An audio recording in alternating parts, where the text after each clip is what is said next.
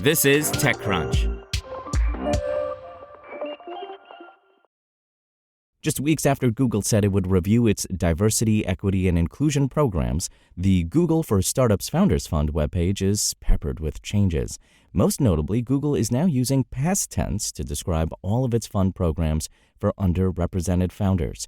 This is a change that took place after December, according to the Internet Archives, and the site currently says that there are 0 fund programs available. Google's Startup Founders Fund launched in 2020 to provide monetary grants, mentorship, and product support for startups with underrepresented founders, including women and those from African and Latino descent. The site says it has given more than $50 million in support to more than 600 founders. Aside from capital, founders received mentorship and product support, such as credits to Google Cloud.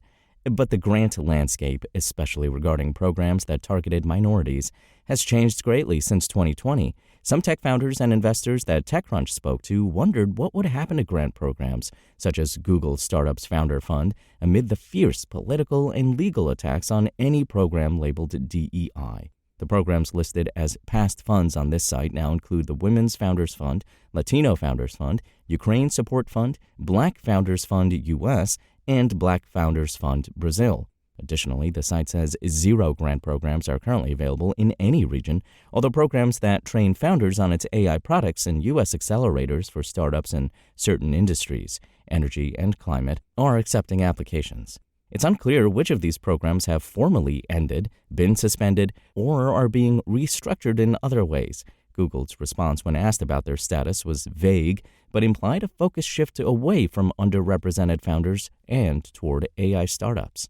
We have not yet opened applications in the U.S. for Google for Startups funds in 2025. Google for Startups is supporting all past cohorts of founders funds in our alumni community. In 2025, we'll invest in AI-focused startups in the U.S., and we will share more specifics at a later date, a spokesperson said. TechCrunch observed other changes in the language of this program's web pages. In December, the site specifically stated that the grants provided more than $50 million to support underrepresented founders, whereas today the word underrepresented has been removed. An archived page from January 21st shows Google used to describe the program's purpose as financial support for underrepresented communities and to help underrepresented and at-risk founders build and grow their businesses.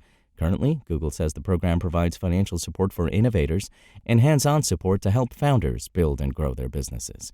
Google did not respond to our request for comment about the language change on the site. In the past month, Google and other tech giants like Meta and Amazon started adjusting their DEI wording and activities as the Trump administration puts pressure on the public and private sector to roll back such programs. Google announced earlier this month it would no longer have diversity targets and also removed mention of DEI in its annual 10K filing. Reuters reported this week that companies that have publicly distanced themselves from DEI have done the opposite in private, revealing the delicate balance businesses are facing today as they seek to avoid DEI legal challenges. At the same time, U.S. grants programs targeted toward specific segments of underrepresented communities have been under attack for a while. Fearless Fund famously had to settle a lawsuit over its grant program for Black women founders and shut down the program in September. PayPal is also currently being sued for its grant commitment to Black and Latino founders over allegations that it discriminates against other races.